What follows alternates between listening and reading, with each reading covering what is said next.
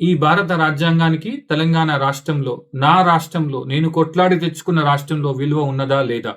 ఈ ఈ భారత రాజ్యాంగం సాక్షిగా రాష్ట్రంలో బడుగులు, బలహీన వర్గాలు, దళితులు బతకాలా? లేదా?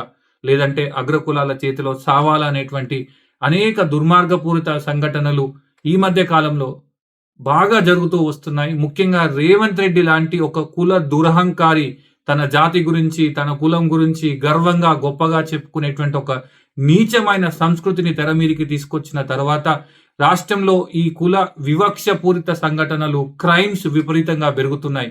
ఈ మాట ఎందుకు చెప్పాల్సి వస్తుంది అనంటే, కుమ్మెర సంఘటన, నాగర్ కర్నూలు జిల్లా కుమ్మెర గ్రామానికి సంఘటన చూసిన తర్వాత ప్రతి ఒక్క బడుగు బలహీన వర్గాల బిడ్డ ఇదే స్థాయిలో బాధపడుతున్నటువంటి సందర్భం ఈరోజు తెలంగాణలో ఉన్నది.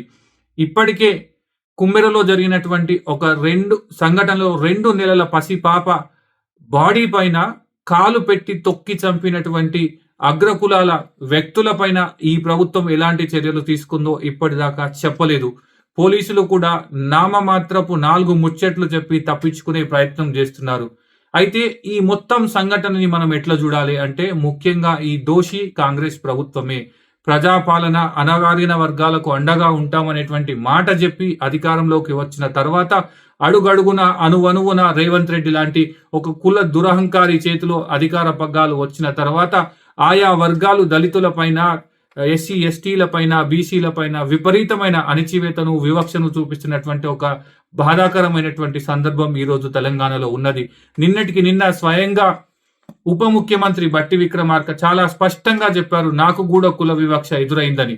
అది నిన్న మొన్న జరిగిన సంఘటన కూడా అయ్యుండొచ్చు అనేటువంటి విషయం మనందరికీ తెలుసు. ఆయన వివిధ టెంపుల్స్ కి వెళ్ళినప్పుడు రేవంత్ రెడ్డికి పెద్ద పీటలు వేసి, ఆయనకు చిన్న ప్లేస్ వేసి మరి కూర్చోబెట్టినటువంటి దుర్మార్గమైనటువంటి ఒక కల్చర్ ని రేవంత్ రెడ్డి తీసుకొచ్చిండు. కాబట్టే రాష్ట్రంలో ఇప్పటిదాకా నిద్రాణమై ఉన్నటువంటి అనేక శక్తులు, వివక్ష నరనరాన ఇంకించుకునేటువంటి శక్తులు అన్ని ఈరోజు బయటకు వస్తున్నాయి. కులభూతం అనేది మరొక్కసారి బయటకు వచ్చింది. ఇక్కడ అందరూ గుర్తుపెట్టుకోవాల్సిన విషయం ఏంటిదంటే, అక్కడ ఎవరైతే వివక్షకు గురైనరో అక్కడ ఇంకొక కోణం కూడా ఉన్నది. ఆ లేడీ, లోపలికి వెళ్ళేటువంటి లేడీ చంద్రకళ గాని, గణేష్ దంపతులు గాని ఇంటర్ కాస్ట్ మ్యారేజ్ చేసుకున్నారు. ఇంటర్ కాస్ట్ మ్యారేజ్ చేసుకున్నప్పుడు ఆ అమ్మాయి దళిత సామాజిక వర్గానికి సంబంధించి, ఒకవైపు రజక, దళిత అంటే ఈ 2 వర్గాల పట్ల కూడా విపరీతమైనటువంటి ఏహ్యభావం ఉన్నటువంటి మొత్తం ఒక రెడ్ల సామాజిక వర్గం అంతా కూడా అడ్డగోలుగా బిహేవ్ చేసి వాళ్ళపైన అరాచకం చేసింది.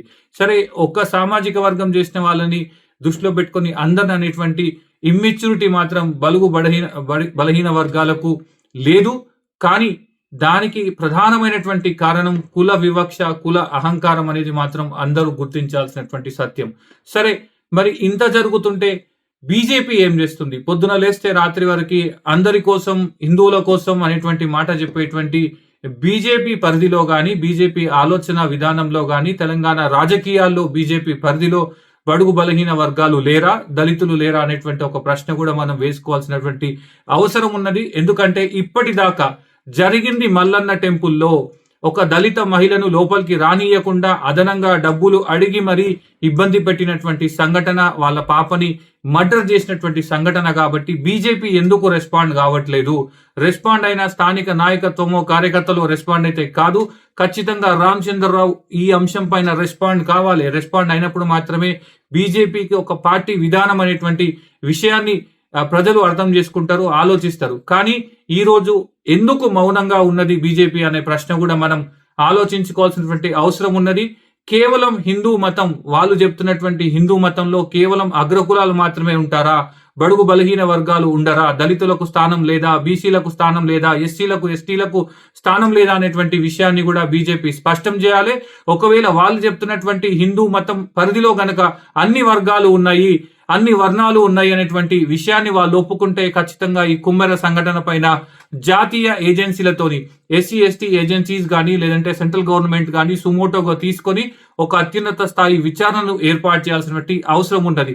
ఇక బీసీల విషయంకి వస్తే ఈ అంశంలో ఎట్లా రెస్పాండ్ కావాలి అనంటే, ప్రతి ఒక్క బలహీన వర్గాల బిడ్డకి, ముఖ్యంగా ఈ మొత్తం అంశంలో అండగా నిలబడినటువంటి అగ్రకులాల బిడ్డలకి ప్రతి ఒక్కరికి చేతులెత్తి దండం పెడుతున్నా. మీ అందరి సహాయానికి, సహకారానికి, సానుభూతికి ఖచ్చితంగా బడుగు బలహీన వర్గాల బిడ్డలు, ముఖ్యంగా బీసీ బిడ్డలు రుణపడి ఉంటారు. ఎందుకంటే ఈ రోజు మీరందరూ రెస్పాండ్ అయింది కాబట్టి ఈ అంశం ఇంత ఘోరమైనటువంటి ఈ మర్డర్ 2 సంవత్సరాల పసిపాప మర్డర్ ప్రజలందరి దృష్టికి వచ్చింది. ఇంకొక విషయం ఏంటిదంటే ఈ మొత్తం వ్యవహారంలో బీసీ బిడ్డలు కూడా అర్థం చేసుకోవాల్సింది ఏంటిదంటే ఎవరో వచ్చి మిమ్మల్ని తట్టి లేపేదాకా దాని గురించి మాట్లాడేదాకా సైలెన్స్ గా ఉండకుండా ఎదురించండి. ఎదిరిస్తేనే ఖచ్చితంగా ఈ వివక్ష ఆగిపోతుంది. అయితే ఎదిరించే క్రమంలో ఇట్లాంటి దుర్మార్గమైనటువంటి సాక్రిఫైజెస్ చేయడం మాత్రం అత్యంత బాధాకరం. ఆ పసిపాప ప్రాణాలను ఎన్ని రకాల ముచ్చట్లు చెప్పినా, ఎన్ని రకాల పరిహారాలు చేసుకున్నా, ఆ సోకాల్డ్ అగ్రకులాలు పాప పరిహారం చేసుకున్నా పసిపాప ప్రాణం అయితే తిరిగి రాదు.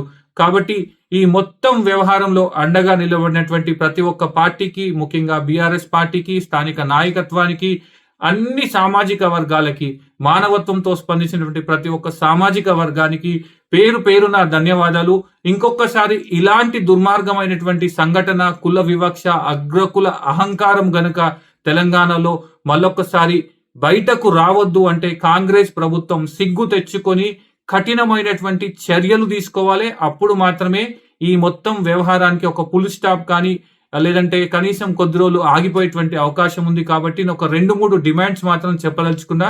ఒకటి, ఖచ్చితంగా ఒక న్యాయ విచారణ కోసం ఒక స్పెషల్ కోర్ట్ ఏర్పాటు చేయాలి. చాలా స్పీడ్గా మొత్తం ఎంక్వైరీ పూర్తి చేసి ఆ పసిపాప మరణానికి కారణమైనతో పాటు కుల వివక్షకు కారణమైన పైన కూడా ఎస్సీ ఎస్టీ అట్రాసిటీ కేసు కూడా నమోదు చేయాలి. మర్డర్ కేసు నమోదు చేయాలి. వారందరికీ నాన్ బెయిలబుల్ సెక్షన్స్ కింద అరెస్ట్ చేసి లోపలికి జైల్లో పెట్టి వారికి బెయిల్ రాకుండా బయటకు చూడాలి. ఎందుకు ఇంత కఠినంగా చెప్పాల్సి వస్తుందంటే మళ్ళీ వాళ్ళు బయటకు వస్తే గనక ఆ కుటుంబానికి, ఆయా సామాజిక వర్గాలకి భద్రత ఉండేటువంటి అవకాశం లేదు. కాబట్టి కఠినంగా ప్రభుత్వ లీడర్ని పెట్టి అవసరమైతే ప్రత్యేక అడ్వకేట్ ని పెట్టైనా ఈ కేసును వాదించేలా చూడాలి. పైగా ఈ మొత్తం వ్యవహారంలో అలసత్వం వహించినటువంటి పోలీస్ అధికారులపైన కఠిన చర్యలు తీసుకోవాలి. వీలుంటే వారిని సస్పెండ్ చేయాలనేటువంటి విషయాన్ని కూడా డిమాండ్ చేస్తున్నాం.